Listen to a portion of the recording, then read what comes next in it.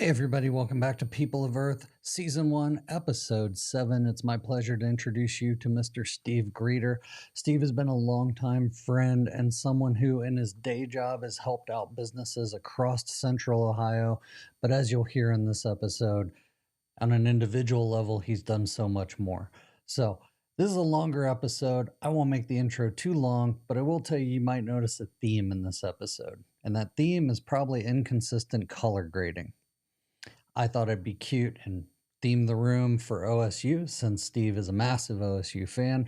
And unfortunately, color washed the room a little bit too much in red. So I've done my best to course correct a little bit here and there, but in any case, we'll just call it an artistic choice. So, um, but in any case, Steve is a fabulous guy. In today's episode, we'll be talking about what he does in terms of linking technology to business and technology to the community, as well as interests in music and life in general. So stick with me, and great to have you here. Welcome to People of Earth.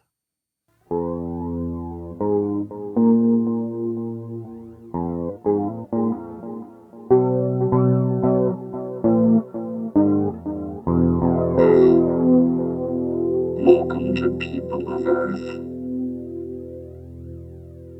All right. Steve Gruetter, welcome to People of Earth. I'm so glad to be a part of this. As I said, I was checking out a couple of these, online, and I thought that it's a very diverse group. You ask really great questions. No I'm pressure. a little concerned because everyone that you've had has been really intelligent, so I hate to bring them all down with this episode right here. But Don't think it'll be an issue. We'll see how this goes. Yeah. Well, to kick things off, I got a little intro for you. I know none of this is your proper titles, but No. I've got you listed as technologist, a leader, and a community builder. And it's all very specific and meaningful to what we'll talk about today. But Okay. for the people at home, I'll say a little of this in the intro, but yeah, I think we're creeping on 25 years we've known each other. We're creeping on that. Yeah. It's, I think, 22, 21, right in there. Yeah. Right? So yeah, I came to technology right in 2000 there, and I had not been part of a community. I was going home at 5 o'clock, and I might do a little bit of work after that, but I wasn't doing anything to further a community. Of course, I was in LA for part of that as well, and that'd be just tough to do there. Yeah. Came to technology in 2000 here in Central Ohio, and I'm so glad to be a part of it. Got to get some great relationships, but there's a lot of great relationships out here, and things that I've supported. We've seen some great things come to fruition. We've seen my brother Ben Blancara become a tremendous community leader and really set the vision that Angelo Mazzacco set for the community years and years and years ago, back in 98. And all of a sudden, we are the technology capital of the Midwest. I know, crazy, right? It is. It's great. And we've got so much growth and building and going on here. A lot of times I talk to people who are in that rub of being out of a job at that point in time. And I tell them, listen, I know today is a difficult day, but there's no place you'd rather be unemployed than as in the IT industry in Central Ohio in 2023, because there's people out there that need you and want you. Yeah, we've weathered a lot of storms others have had to deal with. So Yes, yeah, that's an accurate statement. So well, before we get into to the really heavy stuff, I have to start with favorite superhero. well, I kind of figured this was coming. Yeah, I know. Favorite superhero was tough. Okay. Okay, love Captain America, love Black Panther. Okay, love Chadwick Boseman, God bless his soul. Yeah. Oh my gosh. Batman early on, Okay. no doubt about it. Big Batman fan all the way through. Favorite Batman? Actor. That's tough. I'm gonna have to go with Christian Bale just I because of that whole Yeah, arc. Yeah. Christian Bale, Chris Nolan, really I Yeah. think hit it really well. Heath Ledger is a part of that. Love those. Spider-Man a little bit in there. I think Tom Holland's doing a great job with that. I love everything that's coming out of Marvel. I'm watching Secret Invasion right now. I'll hold on that one for later. Okay, yeah, don't give me anything on it. Yeah. I'm through 2.5 episodes. If I had to narrow it down, I'd probably say Captain America. Okay.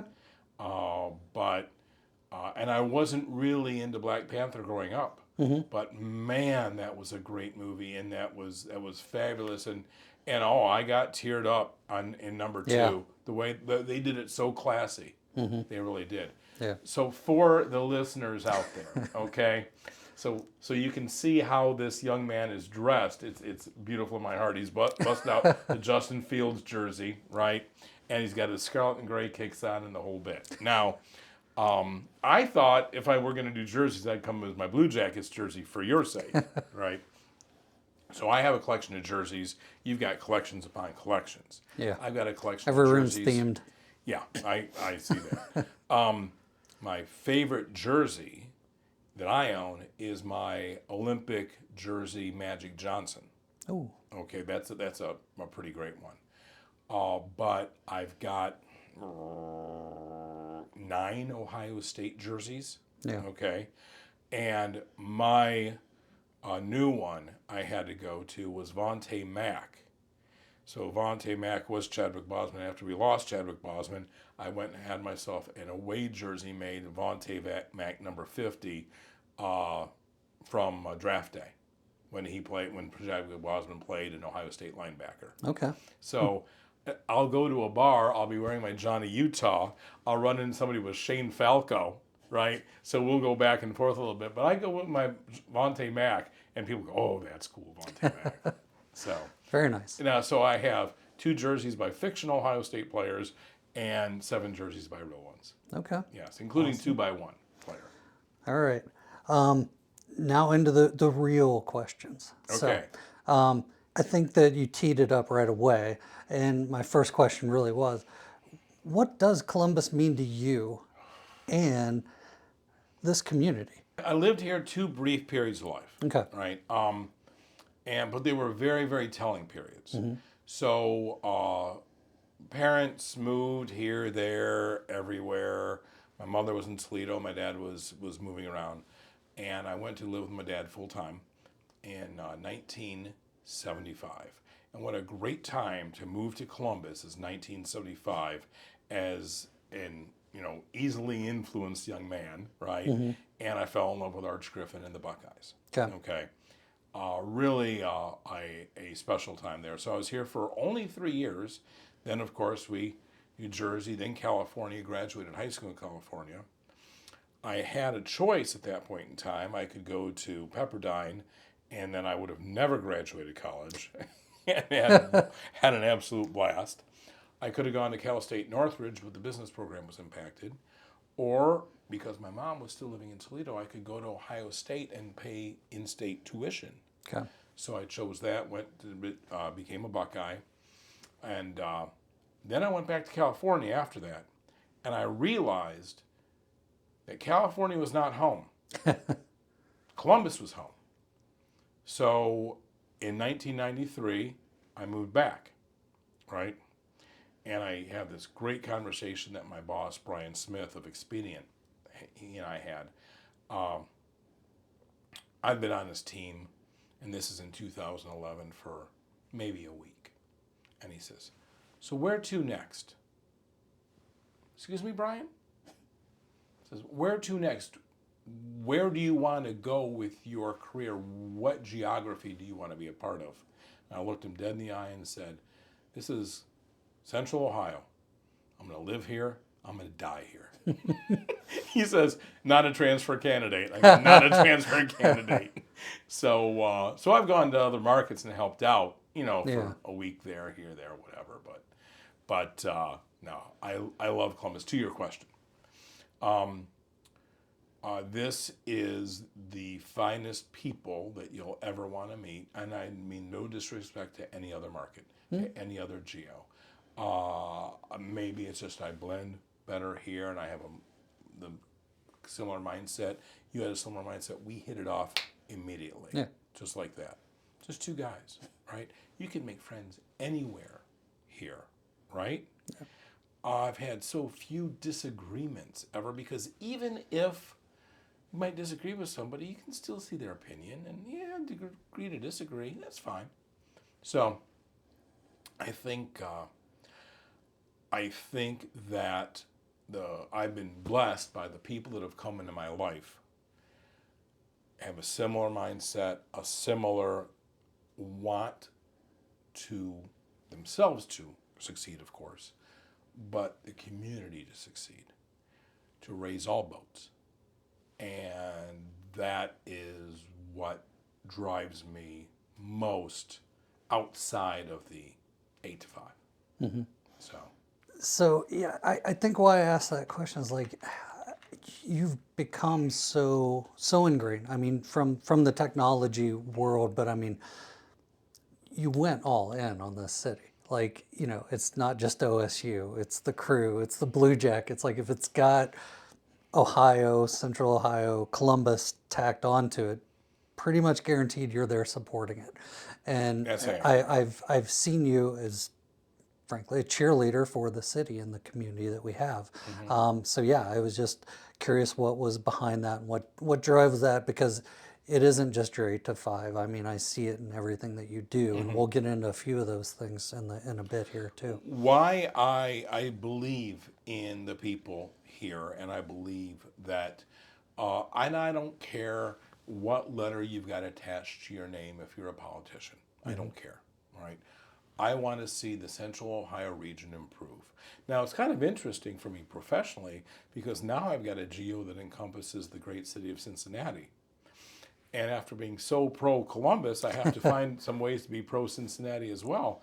And The sure, Cyclones got New Jerseys, so they got that going for them. sure, that's great. And I actually watched one baseball highlight for the first time in 20 years, and that young kid they got, De La Cruz, he's exciting. But somebody said, "Hey, we're putting together an event, and we're going to have FC Cincinnati against Columbus. Will you come down and sponsor it?" I said, "I'm wearing yellow," and they said, "Never mind." Yeah. I said, "Yeah, I'll probably be there, but I'm wearing yellow." They said, "Steve, please don't participate." No, the fact of the matter is that if the Central Ohio IT community does great, we touch every business, we touch every aspect of every business if we do it right, and the IT community has the opportunity and almost the responsibility to make the businesses rise. Okay, and we've got so much great talent. This is my commercial. We need more great talent. We need a lot more great talent. But we've got this capability to do this, so let's go do this, right? And if you can, I mean, we've got the leadership development class that we run. I run. We'll touch on that too. I kind of figured that's kind of intertwined with what I do. And we can help the technologists. I have the conversations with the people who are in that rub, or they're out of a job, or they're thinking about something else. And I'm not a placement professional. No. And I don't really care how much money they make. I really don't care, right? But if they find the right fit, isn't that what it's meant to be? I lucked out. I got a boss who put me in a role that I fit really well. And I love what I do, and I wake up and every day I can't wait to get after it and start helping. That's all you can ask for. Yeah. Yeah. Yeah. So. You couldn't have teed up the second question any better, which is, how do you feel the role of technology fits into bettering the community that it's in? Wow. We have to be smart. Okay. We don't need to be taking on projects for the sake of doing projects. We need to take on projects that make the community better. Let's be smart about it. Let's be safe about it. Without going and doing a commercial, our organization does ransomware mitigation evaluations for free. My challenge is that every organization that has the capability of doing a ransomware mitigation ought to do it for free, and we ought to get every single business to do them so we have the greatest level of protection, the greatest level of mitigation that we can possible, because the fact of the matter is the bad guys are out there. There's a bunch of them. And a lot of them are smart. So let's go be as safe as we can. Role here is we've got some really smart things going on. We've got I'm thankful to be invited to participate on not the panel, but the monthly meetings that go on with a smart corridor. That's the East Liberty to Dublin. So we've got unmanned trucks running right now. Isn't that cool? It is cool because it was just a few years ago when you're like, hey, we're thinking about doing this thing. And now it's a few years later and the thing is happening. So Right. just to see that progression and that stuff It's happening. something real now. And there's a Central Ohio firm that was not even thought of 5 or 6 years ago. I don't know when they started. Ezo Logistics. All of a sudden, they're got the big ODOT contract, and they're running trucks up and down 33, and they're unmanned. I haven't seen them yet, because I do that stretch every single day. I haven't seen them yet, but they haven't caused any issues, and this is a good thing. This is a good thing. Now that we've got the drone technology, using the same technology that's in the ground, the drones are using this. So we've got that level of evaluation going on. I just think that to me, these are smart things to do. Yeah. And they're going to help our community.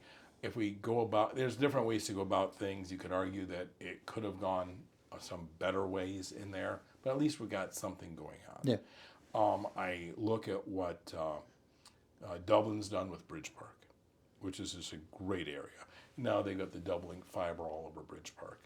Hilliard, I was just at the Hilliard City Lab last week, where they've got their business incubator and they've got some great things going on, and the 3D printing company. So they've got some great things going on. They're going to do their mixed-use development up on Truman Road now. So I'm working very closely with the city of Westerville, and they've got a remarkably talented young man running their city as their CIO and their data center over there, and they're going to be doing some great things with the fiber in Westerville and connectivity and smart projects as well. So we've got some really great things here that are going on. So All this technology in every city you just named, except for Hilliard, has a skate park.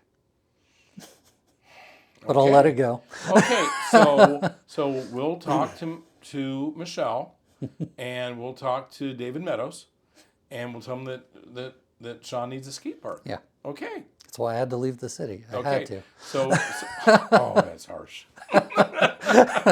That's harsh. Grove City have a skate park? Yeah, very nice. Okay, here you go. Grove City gets a shout out here. Very, very, very happy to come over here to Grove City and see the outstanding Sean Prince abode here. It's. I've never been in a house so cool before in my life. I really haven't. So, did I answer that one? Did we? What technology? What we're doing? Yeah, just here? the role of technology in building a successful community. So, it's twofold. I think one, Columbus didn't just become a smart city for nothing. There was things going on that were contributing to us getting that designation, and with that designation came a lot of influx of monies and the ability to try new things. Right. Yeah, but then I think it's like, then how can that investment help ensure that we grow the community well and that we're doing those things right? Like, I think you said it. Can some of this stuff be done better? Yes. Like, I know, obviously, a little background in the transit space. Of course. there's things that you can do and spend that money very well and improve the way that transportation is used within the city. But I just think just looking at technology overall, so you've got insights into all these different businesses and people that you work with day to day, and just how the things that they're doing with technology can help ensure and bolster what the community's doing. Well, I'll say this much: I don't know. I know some of the economic development directors. I know some of the leadership in some of the towns, but I'm not involved to that level. Let's just call Okay. that out. I'm highly involved with the CIOs in the towns I just mentioned. Aaron Story in Westerville, the outstanding Doug McCullough in Dublin, Michael Ferrara out in Westerville. What I'll say is I had a great conversation with Monica Ireland and Rachel Ray and Michael Ferrara in Westerville, and they are taking a very thoughtful approach to it.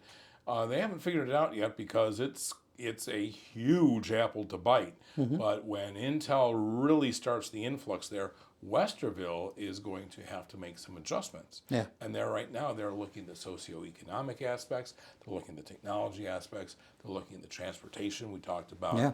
You know, how we're going to get people around aspects. You don't want to be take an hour to get one side of Westerville to the other. We don't want that. Yeah. Well, so we have to do it right. We have to do it in a proper manner, and they're trying to figure that out. And they're bringing in some really smart people.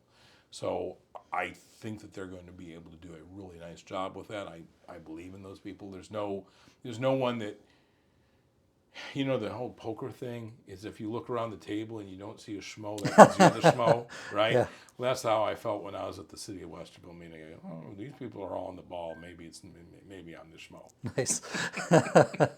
Yeah, the entire east side of Columbus is just going to transform. Like it'll be. I will tell you. I think all of Columbus is going to transform. You put a $30 billion investment in any geo, the whole thing transforms. Yeah. I know that my friends at Marysville, like I said, Aaron Story, they have got a lot of plans for Innovation Park out there, which is right alongside the 33, which got all this fiber that's run up to there, and they've got their first tech organization that's in there right now. You call them logistics, I call them tech, and and they're in there, and they're growing. They've just started their second building, and they're actively trying to lure some of the Intel spinoffs. The Intel spinoffs are going to hire a ton of people here in Central Ohio. I don't know how many Intel is going to bring, but I know the Intel spinoffs are going to bring a ton. So the whole thing is you as a transportation expert, right? Me is toward the tail end of my career, quite honestly, in this data center cloud space.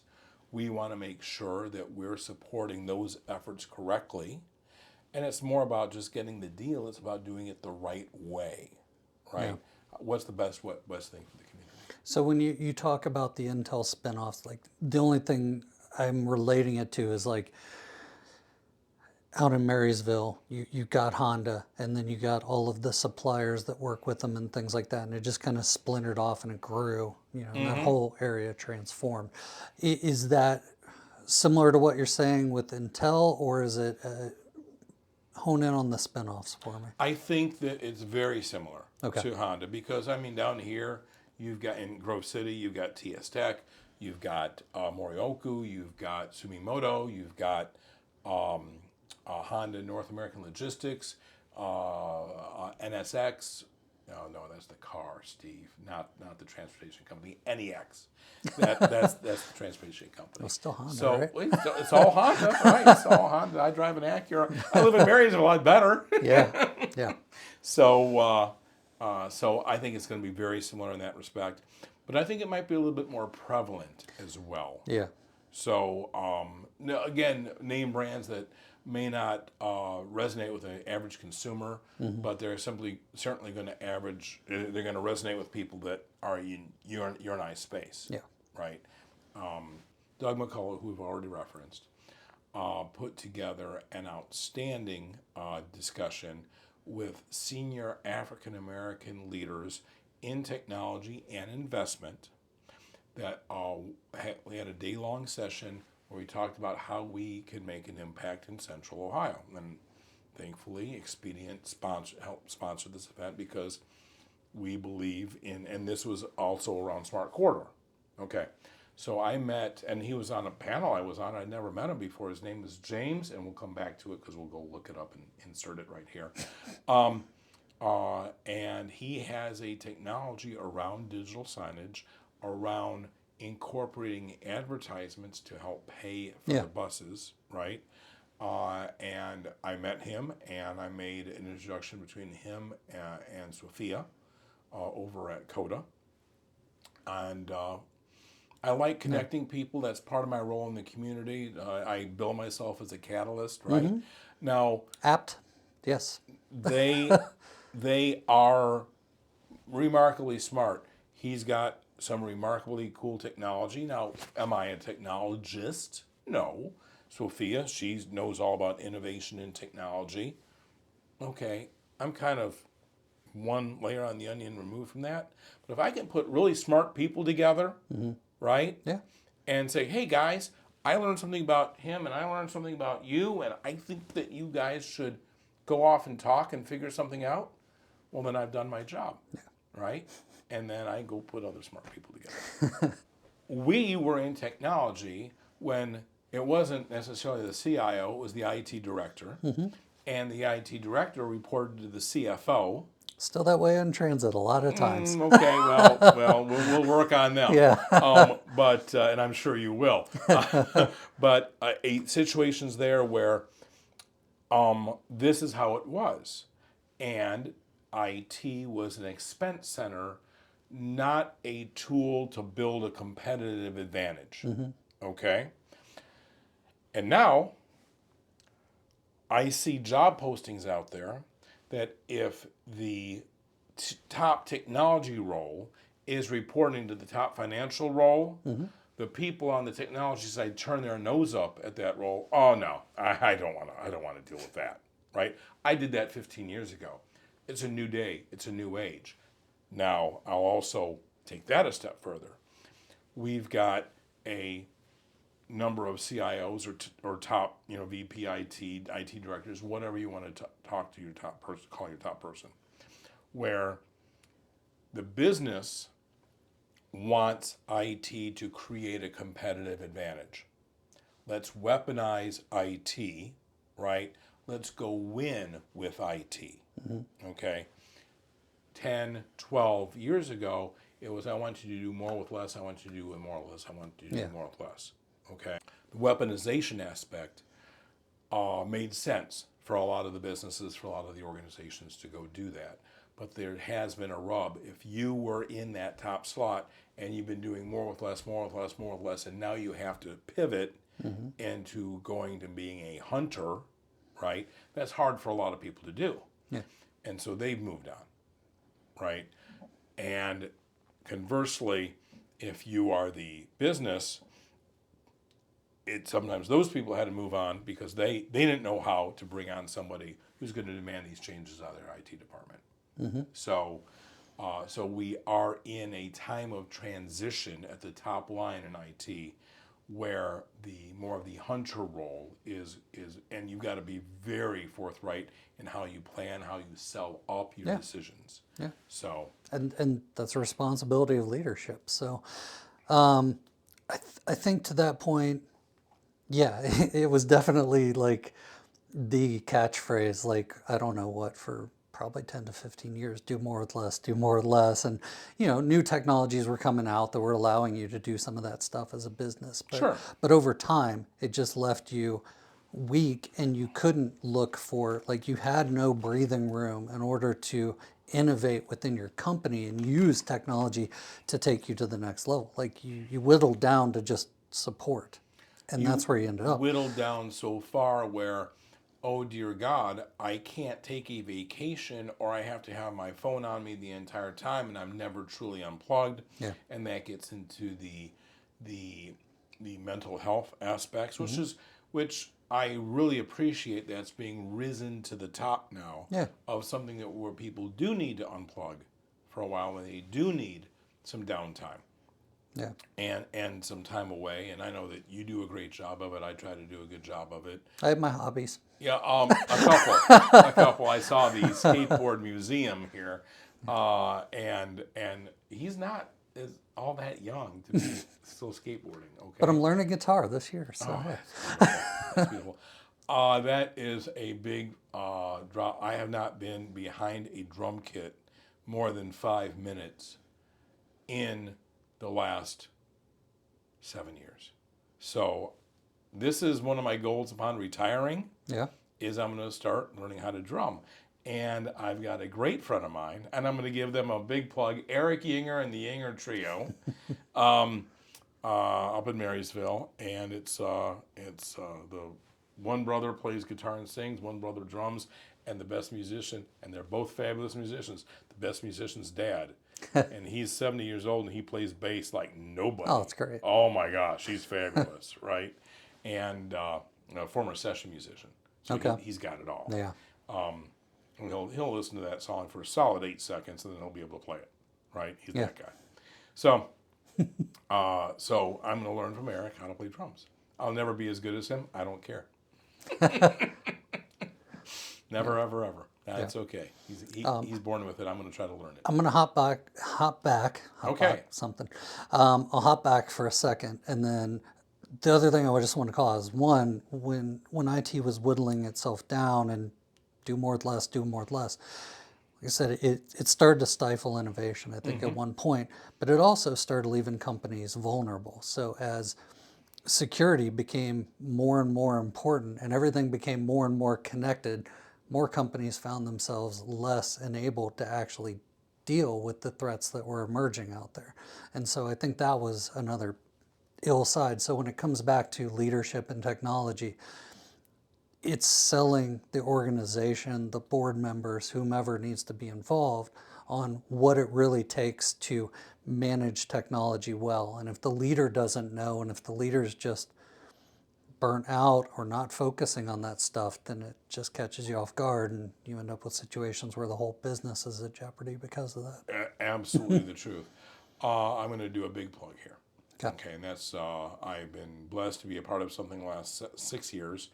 We've had 6 years of a program called the IT Leaders Program. I put it together back in 2017 with a lot of help from Brian Smith and Angela Mazzacco, Bev Lancara, John Kessler of Encova. And we got that off the ground in 17. We've had 300 people through the program, about 200 graduates, and we're starting our 7th year of the program this September. Maureen Medcalf of Innovative Leadership Institute, she runs it. Janelle Felsberg supports her. What a great program this has been for the community. I agree, and I'll give a shout out to one of your former students, former colleague of mine, Mike Jernigan, who went through it. And, Yes. Yes. Is doing well. Yeah. Love the guy. Love Michael. Yeah. So, and he was great in class. He was, and he's been shy. And if he's watching this right now, Michael, you know you're shy. It's okay. He's thoughtful. He's thoughtful, right? And does it help him come out of his shell? Yes, it did. So, to your point, leaders need to communicate. So this class that Maureen wrote all the content for, it's not how to write a great budget. It's not how to identify the best projects. No, there's plenty of people in IT that can teach you those things. This is all about leadership. If it weren't for the 4 guest speakers every year, or CIOs, you wouldn't even know it's an IT class, right? Yeah. And it's for aspiring CIOs, CTOs. So what happens is we have these classes that come out and says, these are the different communication styles. There's no one who's better than another. This is just 5 different styles. It's all adapting. It's always adapting, but it's great. It gives the leader a path on how to adapt. That's the hardest thing, is I have 0 creative ideas on my own, but I'm really good at stealing 2 or 3 great ideas and slamming them together. And okay, so I'm a cook, right? But I will tell you, this class that Maureen and the content she put together, if you speak like a diplomat, or you speak like an achiever, or you speak like a lone wolf, right? I know that's not the term for it, Marine. But then speak to the person in the terms that they understand. And if the leader can meet those people where they are, boom, boom, boom, boom, right? Then they're going to have a great communication style, and they're going to get everybody moving the same direction, be able to explain the common goals, right? So to me, that was so valuable. And what right then in 2017, when we launched the class, I was taking the class while I was running it, which was tricky, right? And I had just gotten remarried. And I will tell you that recognizing a communication style and knowing the limits and capabilities and ways I follow up, right, in my communication style, made communication better and easier personally with my wife, Shelley, and it made it better with my teams at Expedient. Yeah. Well, your So- personality doesn't clock out at 5 o'clock. It goes home with you. So all those things you learn work regardless of where you're at. Well, that's true. You could say my personality clocks out when my eyes close at the end of the night or early the next morning. Hard to say. Yeah. Other things that so we've had an amazing, of course, organizations are going to put the best and brightest in the IT Leaders Program, right? So it's no surprise that those are the people that are getting promoted, right? And something like 60% of the graduates have had a promotion. That's great. Several are CIOs now. What's a lot of fun is when you get Michael Farrar or Michael Slominski, where they were in the class and now they're in the CIO Forum, Okay. right? And they're just the first two, but there's going to be a lot more here in the next 2-3 years, which is fun to see the progression of the people in the program. And isn't that what we want in the community? Yeah. So what was the spark there? That was actually my next question, was to lead right into this topic. Okay. So like I said, you've been ahead of me every step here. All right. So what was the spark? Because again, this goes back to this isn't your day job. This wasn't your, previous role, current role. It had nothing to do with it. What prompted you to go outside the box and set this up and get this going for Columbus? Okay. That's a tricky question because Good. it's multifaceted. All right. One, I felt the desire to do something great for our community. All right. And I thought that's where I'm going to make my legacy. We all go to work. We all do our jobs. I love my team. I love my teammates. I love the organization. But eventually I'll be replaced. Okay. So that's not my legacy. What is going to be, what can you do outside of the four walls to help improve, right? So I wanted to do something. Again, we're going to go back to my great friend Ben Blankera, right? And he comes up with some really creative ideas how to build community, how to build common goals, common themes, which I bought into his vision way back when we met in 2001, right? So I'm looking for something great to do, not sure what it is. He and I have got common vision when it comes to improving the community, and he'll come up with an idea. That's an idea. Or I'll come up, what's this, right? Well, then, the 2017 CIO Tomorrow event, John Kessler led the event, and it was about workforce development. And in the event, we identified a drastic need in Central Ohio IT community that we have a whole bunch of really great CIOs and people who run the community. Ron Forsora, Angelo, who I mentioned, John, who I mentioned. I could go on. But what's next, right? And at this point in time, everyone I mentioned there is 50s or 60s. Who's next? Do you know who's next? No? Okay. So, why don't we create a leadership development program? If we need more leaders, how are we going to get more leaders, right? In IT, specifically to IT, specifically to Central Ohio, how are we going to do that? So Brian Smith of Expedient gave us some great ideas. Ben, Angelo, Ben and Angelo said, you got to talk to Maureen. Met Maureen. No brainer. That was who's going to teach it, right? And she's really the co-founder. Mike Sayer was a part of the program there. He's been everywhere, done everything. He was the sage, right? He was the voice of practical experience. He's not in our program anymore. He retired out of that. We've got Janelle. That was the whole point of this, right? Right. Well, right. Exactly. So now, as I said, we've got all these people through the program. This is inherently a great thing for the community, is we've got this built up, right? And now I'm starting to step back from it, right? Let Maureen and Janelle take it, run it, do the recruiting for it, et cetera, et cetera. And the people like Sean Erickson of Grange, like Michael Farrar of the city of Westerville, like Sean Prince doing podcasts, that next generation of people coming up and taking over and doing something special. Because let's face it, Ben and I are late 50s, okay? We've got to have more people step up. There's some people who just don't get enough recognition, right? Courtney Lintner of Revel IT, she's become the glue for what we're doing. We needed somebody to be the glue and kind of put us all together, and she's done a fabulous job of that. Randy Dean and how he supports the community. I could name 100 more names. I'm name dropping like no one's business right now. It was Irvin Rogers, Zodi Bear. Yeah. Okay. my third podcast. In my introduction for Paul Comfort, I said, "You're one of the most connected people I've ever met." I said, save for one individual that I'm going to have on this podcast I later. saw that, and I think you might be talking about me, but I don't know.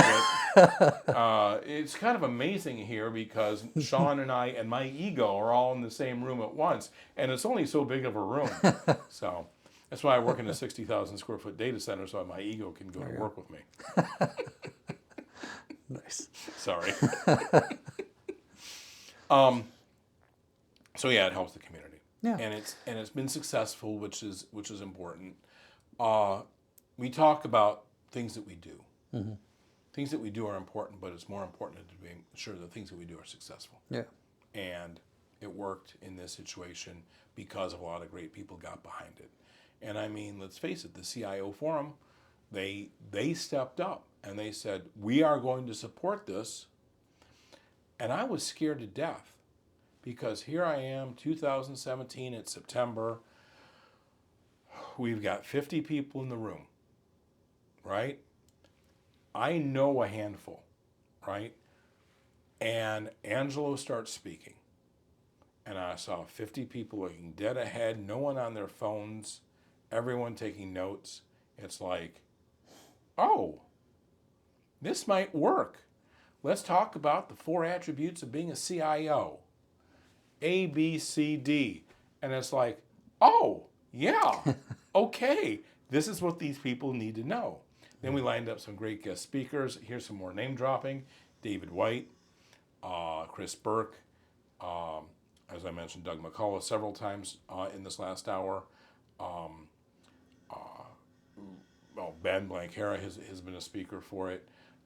We've had this year, we had Devin Valencia of CareSource. She was great. Clarity is kindness. Wow. If you really put thought into that, that is really deep and really honest. Mm-hmm. I like that. With 3 words. Yeah, clarity is kindness. Who knew, right? Well, now our class knows. So and then we bring them into our social events with the tech strategy and have them meet people. Mark Harris has spoke to the class. We bring them into tech strategy so they get to meet the CIOs in a more of a relaxed setting, and then they kind of build their network with each other. And each class is about the same in one respect. 10 to 15 people are driving the class. Mm-hmm. 10 to 15 people aren't driving, but they're riding shotgun. Mm-hmm. They're right there. 10 people are lost, and 10 people drop out before the third class, or at the third class. And that's okay. If your CIO said, I want you to do this, Right. you're going to find something different or better to do the third Thursday morning of the month. But if you say, I want to make myself better, and this is a year-long class to do it, then you're going to do it. So the genesis of it started on a multifaceted. We kind of brought it all in and put it together. And we asked the students at the end of every class, what did we do wrong? What could we have done better? And let me tell you, over the COVID years, that was a lot of feedback there. Sure. It was very difficult running that. Everybody was feeling everything out. I mean, Yeah. I don't envy you there. For the school teachers out there, I'll say this. If we're going to be in person, let's be in person. Yep. And if we're going to be remote, we can be remote. But trying to do it hybrid, wow, is that tough. That was so difficult to do. And I felt that the class that we did hybrid was a disservice to the people that were in the class. I didn't feel good about it at the end. They knew we tried as hard as we could. Yeah. But it was still difficult to do. You don't know what's going to work, though, until you try it. That's true. Yeah. That's true. But we did have one guy on the team, David Livingston, who had back surgery. So for the first 9 classes, he was coming to us flat on his back, remote. Oh, wow. Right? But he was in. Mm-hmm. He was driving flat on his back at home, right? In the last 3 classes, he had his surgery. He's walking around. It was great. Nice. Yeah. Awesome. With a success story. So maybe I'm dumb or slow, but it's funny. Like I with this course happening, like, yeah, I thought, okay, it's good. It's teaching people new skills. I wasn't thinking of it holistically. Like, the best organizations really do have some level of succession planning, and they're working people in, and they're making sure that they know that as people retire and they're coming in. That's awesome, and I've usually thought of that in regards to an individual organization. I didn't think about this class as really succession planning for an entire city. For a And that's community. kind of what you've done. Yeah. And it's great. It really is. It really is. And it's funny. We have one of our graduates of the program, Brittany Carter, who's just remarkably intelligent. She's the assistant CIO for the city of Atlanta, but she lives here. Okay. That is amazing to me. That things Yeah, that because happen. inevitably, I mean, as much as we'll all want the efforts of this to better Columbus, the reality is it'll spread and it'll better other regions as well. That's so true. It's great. That's true. So thank you on behalf of Columbus. It was a really good idea as a concept that we were able to execute and do well for the community. So here's my plug. It is July 31st, and there are still seats available for this class that begins in September.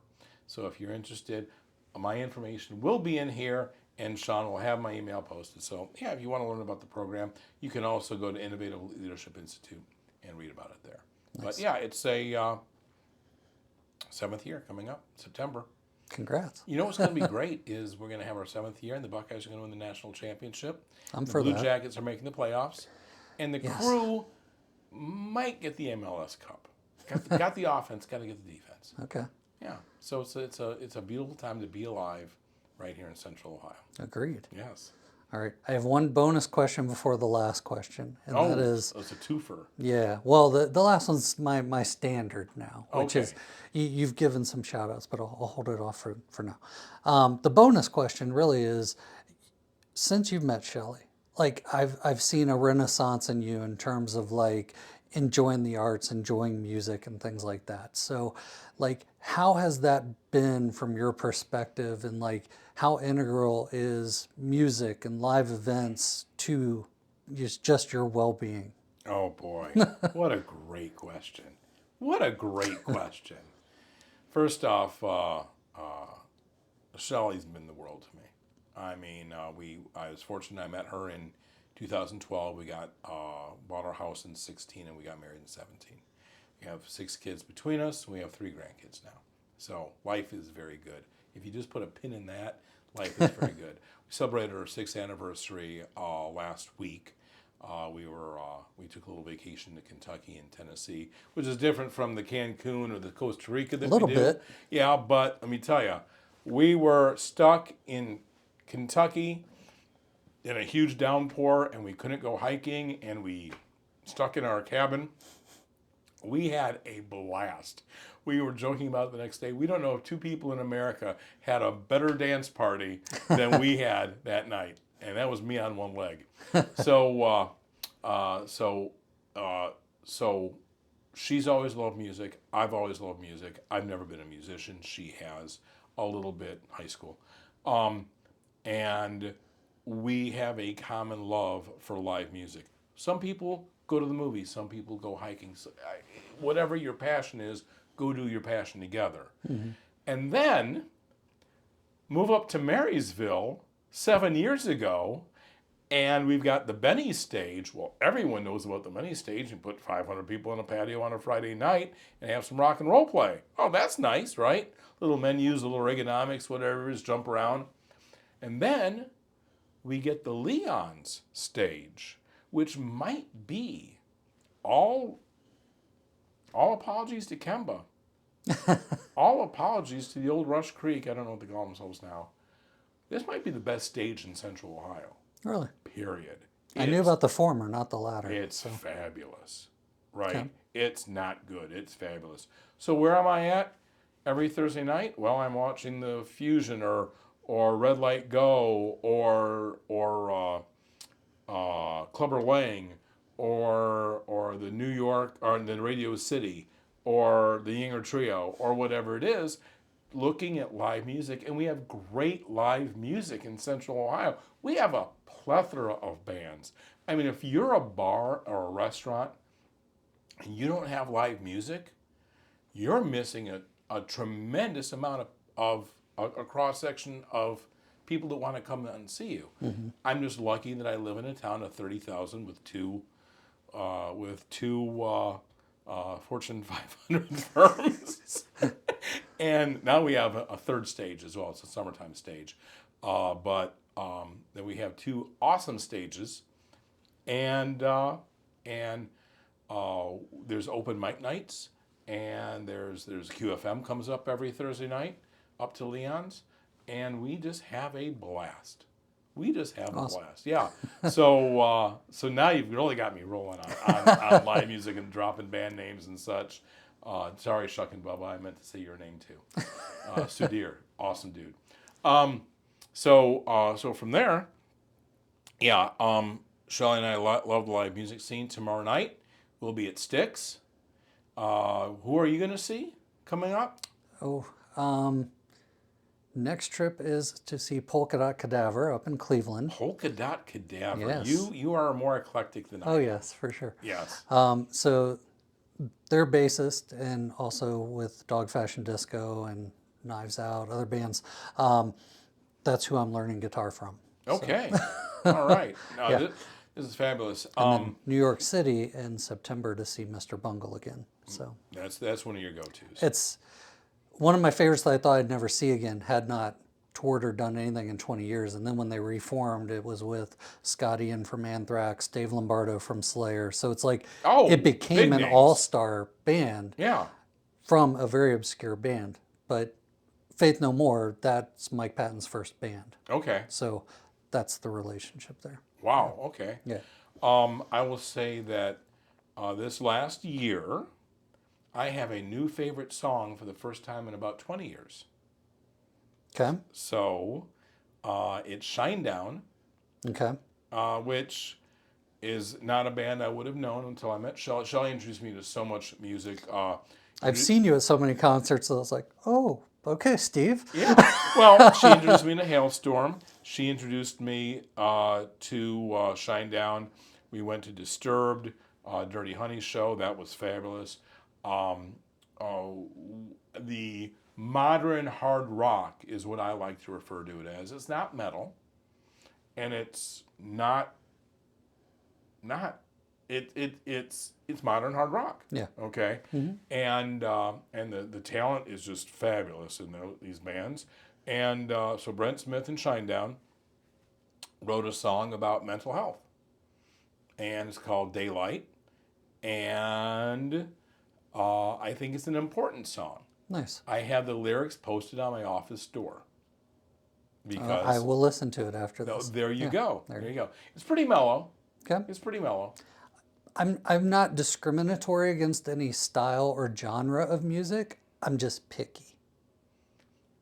That's, yeah. So Shelley is picky. She likes great bands, but neither of us are in the country. Neither of us are, I mean, a little bit of the 90s rap was fun, right? Um, I'm not into bluegrass. I know there's some fabulous talent there. Um, we know what we like, right? And she's got a harder edge than I do. There's no doubt about it. I mean, Five Finger Death Punch. Great stuff. Fabulous stuff. I'm a little bit off today. But yeah, so we try to hit live music once a week, and we will try to hit a big show once about every 6 weeks. I'd like to say once a month, but we just our schedules are too busy for that with the grandkids and everything. And tomorrow night we'll be at Sticks and Foghat. Sure, we will, right? Well, I will say this from a generational standpoint. Brady Bunch was supposed to be a funny concept, not a blueprint, Steve. Well, guess what? Here we are. Here we are. Yeah. So I know you've given some nice shout outs throughout the conversation here, but the last part of this is, and I just throw it back to why I started this whole thing is, I've brought people in that have inspired me, and I'll probably say this through all of season 1, so I may cut myself out of this, but my reason for doing this is really like when I got into music a little later in life, like 12, 13. Like I just didn't care. Music wasn't a thing to me before then. And then I started getting into bands. And once that ball started rolling, like it was immediate, right? So when I found a band I liked, I started looking in the album covers or on the music videos. What are the T-shirts they're wearing? Is there a sticker on the guitar? Who are they thanking in their in the back of the cassette tape? Oh, Dare I say? I love the liner notes. Yeah, I love the I liner read all notes. those, Yeah. right? Like, and so that's how I would find the next band that I was listening to. Who influenced these guys? So, all that said, the last part of this conversation is, who inspired you? Who do you want to give some props to? Whether it was they led you on a journey, years back, or they're inspiring you still to this day. Like whoever it is, it's just a chance for you to throw out some people In music or in life? in whatever regard. So it could be musicians, authors, it could be a teacher you had for whatever really was like influential in your life that other people can reach out and kind of look up and dig into. That's what we're here for. Okay. Well, first off, I'm honored to be a part of this. I mean, Well, thank you for doing it. yeah, I love doing it, man. It's been too long since we've seen each other, and it's just great to be able to do this and hang out. I truly am humbled to be. There's so many great people in our community, right? I'm lucky to be one guy you picked. Yeah. Okay, I really am. In my life, I tell you, Shelley is so important to me. I've had a hero my whole life, and his name is Terry Gruetter. I refer to him as Dad. He's fabulous. He's in Florida right now. He turns 81 at the end of the week, and we're gonna go down and see him in November. Ben Blancara is a great person in the community. Just to know, he's genuine. Yes. He really. Miss you, Ben. We got to catch up. There you go. Brian Smith, who had one of the most line that resonated with me so much my entire life, my entire career with Expedient, I should say, and he's been wonderful. I had a great mentor over when I was with Tech Columbus and Steve Clark, who I haven't seen enough of lately. There are so many people that have inspired me. That's a really tough question to answer. I know. Because I know I'm leaving 15 people. It out is right hard, now. and yeah, you inevitably will go home and you'll be like, No, I should yeah, have mentioned so exactly. so. But I'll- that's it's good if you've had enough influences and positive, you know, I'd say people and experiences to draw upon that you can't remember them all off the top of your head. Right. That's a good thing. That is a good So, thing. I'll say that I've had two best friends my entire life, Randy Shillington and Bill Farago, who we still see each other. You've got some people in our lives who you can be honest about absolutely everything and can tell you when you're full of shit. yeah. Okay? And that's important.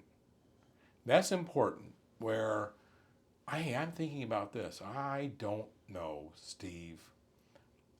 Did you consider A, B, and C?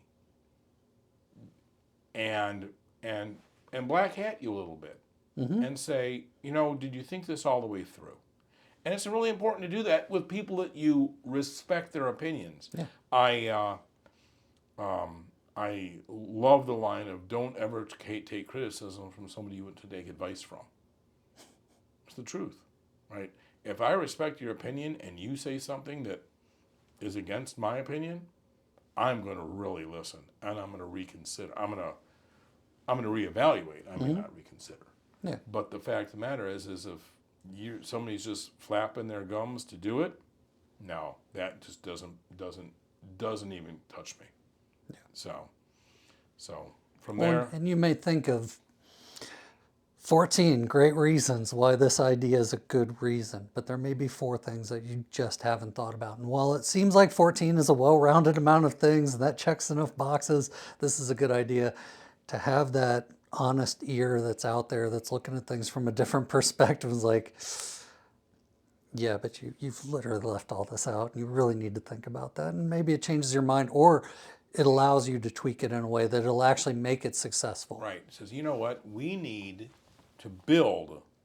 Look at the weaknesses. Let's build the weaknesses. Yeah. You play to your strengths, but build the weaknesses. Yeah. So you're a little bit better off. Nice. It was in an ideation lab, kind of a leadership exercise I was going through, and it was talking about creating an environment for repetitive creativity, right? And this whole concept of like everybody taking their ideas, writing them down on Post-it notes, and then putting them on the board, like, and then everybody went through all the following steps. But the key thing that stuck out to me in that was, as soon as it's on the board, it's not your idea anymore. And everybody has the right to make it better and change it. And that was hard for me. I was like, but I'm a creative guy. Like, that's my idea. But it changed everything. Like, I'm not proprietary about anything creative anymore since that day and letting that go. So I appreciate where you're coming from there. Yeah, and you are remarkably creative. Okay, that's a hole in my game. That's not a skill set that I play that card every day. But